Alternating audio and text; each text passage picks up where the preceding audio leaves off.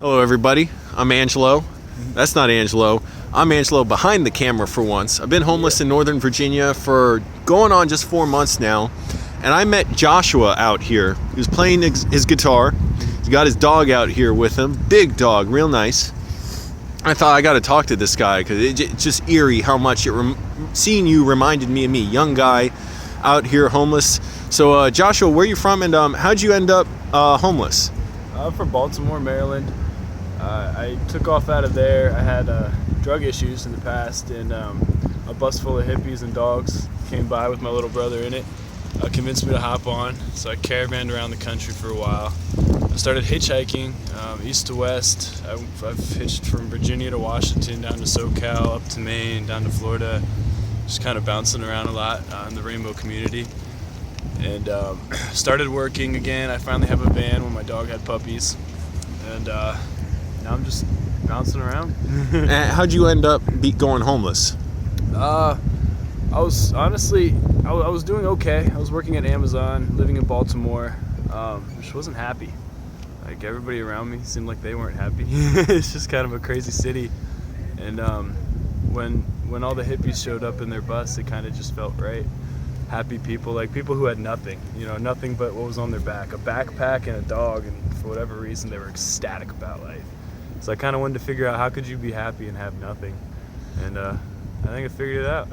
And what was your living arrangement before that? Like, you had roommates or an apartment or what? I rented a room in a house that had like 8 other people. Yeah. And the people who you met, was that the Rainbow group you were talking about? Or yeah, just... Rainbow Community. Oh, okay. Yeah, they came on a bus. It was a big painted school bus. And who are they, for people who don't know? The Rainbow Community are people who we assembled throughout the National Forest all year long in different places to pray for peace. Also do disaster relief and free food kitchens. Like, we'll roll into a city with our bus and cook for the homeless, which is illegal now, unfortunately, to feed people without a permit. But where? Yeah, which state? Or pretty much anywhere. Wow, if you don't have like a license, you can't feed the homeless. Like, technically, if I'm on the corner and you hand me a bag of bread, you can't do that. Like, there's literally rules to be able to make sure you can't help the homeless. I know people have been arrested for it. Yeah. And like activists have been arrested. I just didn't realize, For feeding that's people. Stunning to hear. Yeah. That it's a rule everywhere. Like, it's basically, if you're hungry, it's illegal, or you see someone hungry, it's illegal to give them food. Yeah. How shameful is that? We just stopped at a restaurant, by the way. Real nice place. So we just got lunch, or for me it was breakfast. I don't know about you. Yeah, but same. What's traveling with your dog like, by the way? Your dog's a real nice, huge dog. Real friendly. It can be difficult. Honestly, though, I've noticed people care a lot more about dogs than they do people. For example, you watch a movie where people die, it's like, whatever. You watch a movie where a dog dies and everyone in the audience is crying. But it was interesting hitchhiking. You get less rides. Not a lot of people want a dog in their back seat. And I hiked a lot with her. We hiked off leash almost the entire Pacific Crest Trail, which was tough because sometimes you have like 2 weeks in between towns. You have to carry 30 pounds of dog food. How'd you get her? I picked her up on the road. So another homeless person like me had puppies. They had puppies in a box. So they're like, losing their minds trying to walk around and do that thing. But, oh, look, there's another guy. But someone else with a sign out here. Yeah. I never even seen people around here. I think I like gave them the idea because both those people passed me walking by and they're like, wait a minute. And you were telling me about the rules on you can't have asking for money on a sign, but you can just express a message like, hey, I'm homeless. Right. We still cops don't like people on a corner, but you still have your constitutional right of freedom of assembly. So anywhere that's public, the sidewalk's public, so you can assemble there. And if your sign doesn't ask for money, you have the freedom of speech. Yeah, and you're not camped out. You're not impeding traffic. As they call it. Not asking for anything. Now, if they see you step onto the road to take money out of a window, that's impeding traffic. Oh. So I see that all the time. If I see a police officer and someone's trying to give me money, I won't accept it, or I'll ask them to drop it. Okay. And wait for the cop to go away. Yeah. Though honestly, I noticed if you're a traveler, it's one thing to be homeless and trying to stay in an area. They hate that. If you tell them, hi, I'm just passing through, then they'll pretty much let you do whatever you want because they know you're leaving. As a hitchhiker, I've gotten many rides from police officers with my dog, just to take me out of their jurisdiction. They'll take me to the end of like their county limit and be like, all right, that way. Wow, you know, you've seen First Blood with Sylvester Stallone? Yeah. That's like that. Yeah, Brian Denny, he drives him to the edge of town. Go away. He's like, all right, that way. Don't come back. Right. We don't have any beef, but I don't want you here. So you were telling me you were coming from San Diego. You're driving through here, so that's a long drive, and you're going up to Maine, right? Yeah. So what are you going to Maine for? To work on a hemp farm. And you found that through the Rainbow Group, right? You said. Yeah. I've you ever worked on several marijuana farms. Oh, in the okay. last So 2 years. that was going to be my next question. Have you done it before? Yeah, many times. That's my favorite work because you can generally make more with cannabis, like without even a high school diploma, than you can as a lawyer. You know, like honestly, if you find a good marijuana farm, and now it's seasonal, so like you can only work 3 months and then you're done. But in those 3 months, you make like $8,000 a month, so you can have fun, you know, and then like. Off of doing that, I traveled for an entire year without having to ask for money once, you know, off of 3 months of work. Wait a minute, wait. 3 months, I'm just doing the math. That's $24,000. Right. That's more than I make. That's more that was on my W-2 from last year. It's $200 a pound, so I mean, if you can trim 2 pounds a day, you're looking at $400 a day cash. And how long is a work day? Most weed farms are what you want to do.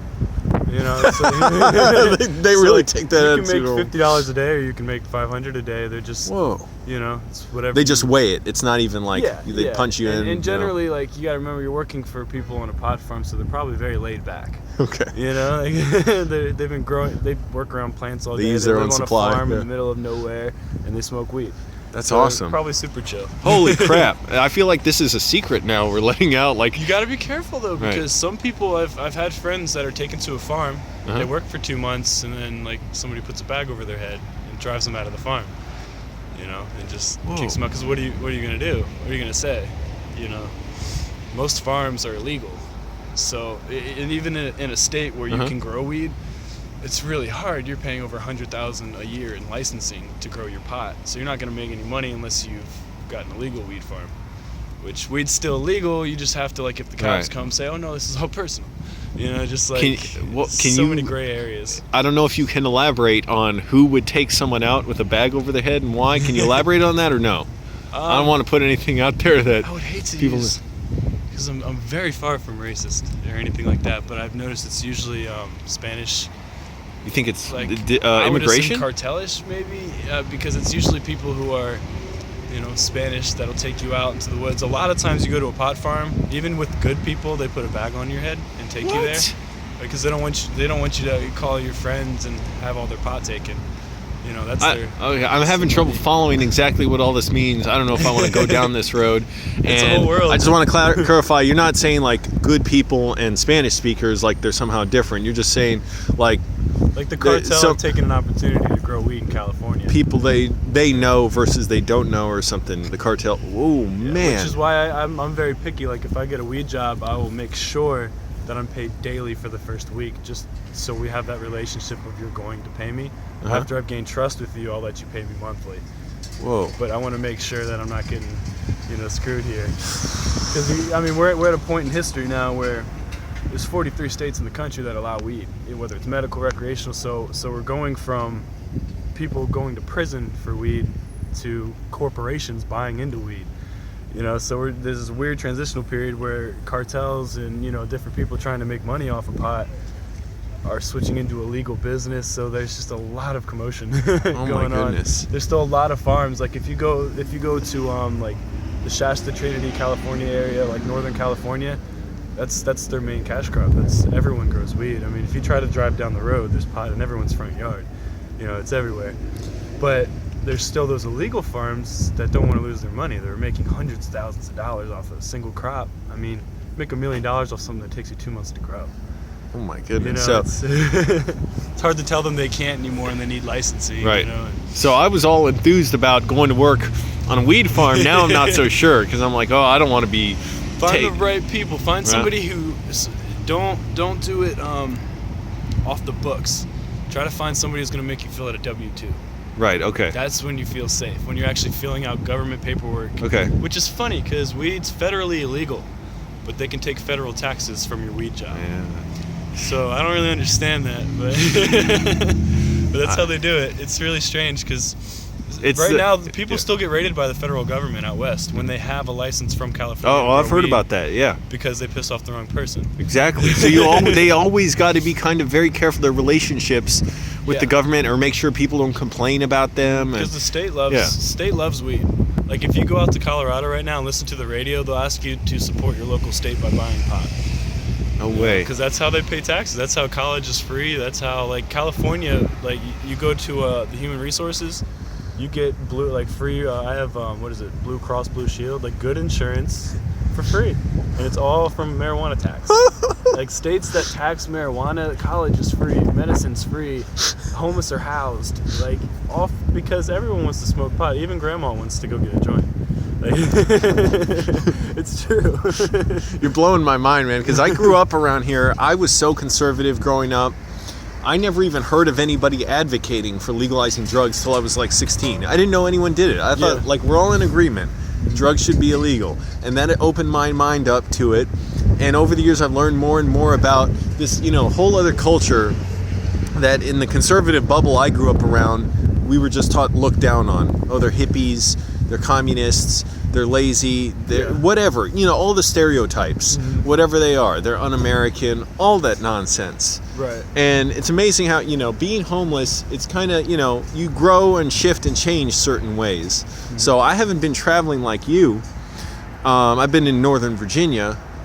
But at the same time, like, I'm seeing, like, just noticing things on the street every day, seeing the difference in one neighborhood and another. Also being a little more involved in activism. Like, I was involved in some of the Green New Deal stuff. I was in the Senate building the other day. And some of the stuff about Amazon, want to keep Amazon out of here. Well, the topic, we won't get into all that. So let me ask you this. How has you been homeless? You said 2.5 years, right? Yeah. How has it affected your health? Have there been any health consequences from it, or accidents, or like first year? Yeah, big time. Like especially I spend most of my time in the woods. You were camping, forest. right? Okay. Yeah, like if I have the opportunity, I'll get a bunch of water and food and go stay a week in the woods. You get sick for sure. I mean, especially like drinking river water and stuff like that. Eventually, you get really ill. But I've also come to learn after a year, or however long, you've pretty much caught everything that you can catch. So now you're like immune to everything, like I could hang out in the children's hospital and walk out fine, like I haven't been sick in over a year. Like I haven't any issues because I put my body through hell. Did you like purify water or anything like that? Any tablets, people use? Or there were a few times where I just had to be out of the river because again we hiked the Pacific Crest Trail. So there's periods where you're gonna go 2 weeks without a town. You just gotta kind of figure it out, There's a lot of foraging though. You can always find food in the woods. There's always really something okay. to eat. That was my next question. Then how did you get food? Was it all plant, like Foraging, vegetation, or just like buying like beef jerky and some like instant meals and stuff like that. It's incredible what your body can go through when you let it. Any freeze-dried food, or like that kind of survival food, wilderness food like that? No, not really. It's really hard to find MREs, things like that. Incredibly expensive too. But I always make it work, and again, it's amazing like what you can do. You can walk 50 miles a day. Not 50. I was walking about 20 a day with a full pack and gear and a guitar and the dog. But you can go days without food. You can go days without water. You can keep on walking. It's all just your attitude. It's keeping those vibrations high, staying happy, and like really nothing's gonna go wrong. Because in my opinion, we put out what we get in. So if you're happy, you're smiling, you're waving, you're positive, you're gonna get nothing but good back. If you're angry, you're going to deal with more complications. It's going to bring you lower and lower and lower. Did you notice when you were hiking a lot, like leg problems, like, plantar fasciitis? I don't know if you know what that is. It's like nodules on your feet or shin splints, stuff like that. Blisters. Okay. Pretty bad. I got athlete's foot with my blisters once, which is horrible. I've actually never been to a doctor, though.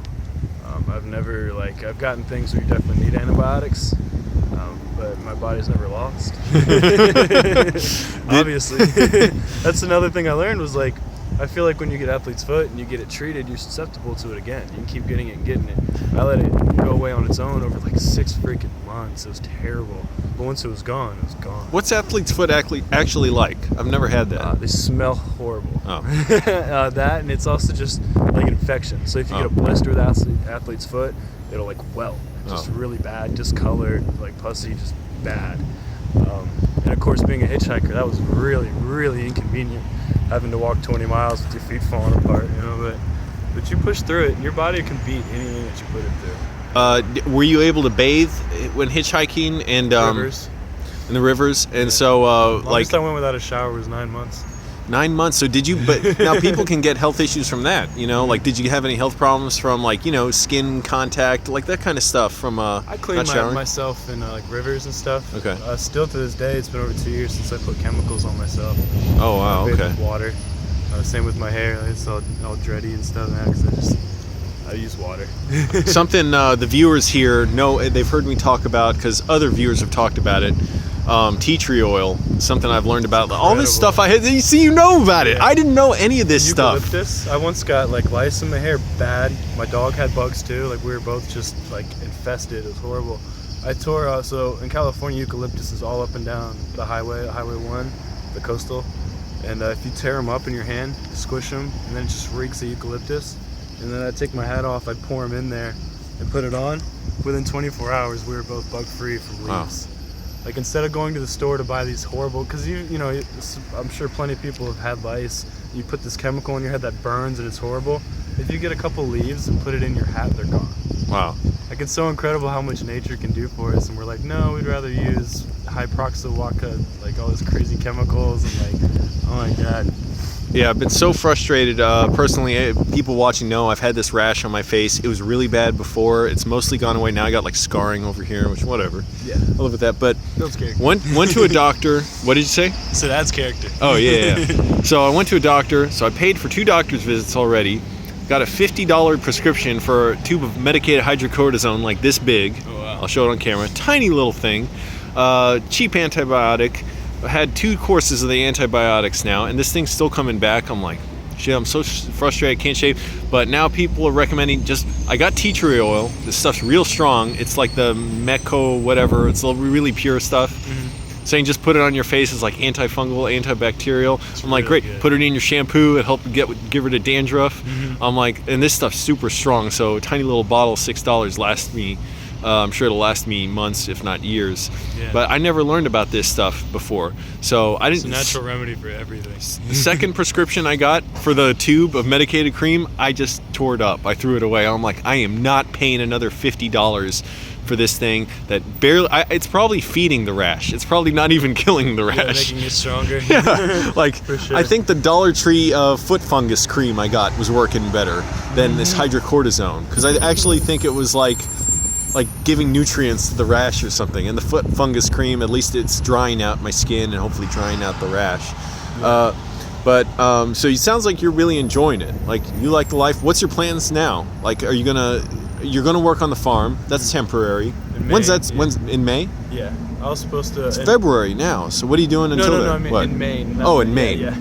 But I'm headed up there. Worked there for a couple of weeks, and I have to be in Oregon in July. There's a hemp farm I work there.